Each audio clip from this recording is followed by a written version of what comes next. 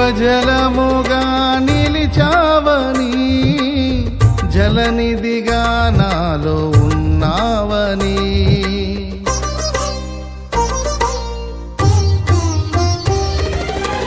జనులకు దీవెనగా మార్చావని, జగతిలో సాక్షిగా ఉంచావని, ఉత్సాహగానమునే పాడనా, ఉత్సాహగానమునే పాడనా, ఏదైనా నీ కొరకు చేసేందుకు ఇచ్చితివి బలమైన నీ శక్తిని, ఏదైనా నీ కొరకు చేసేందుకు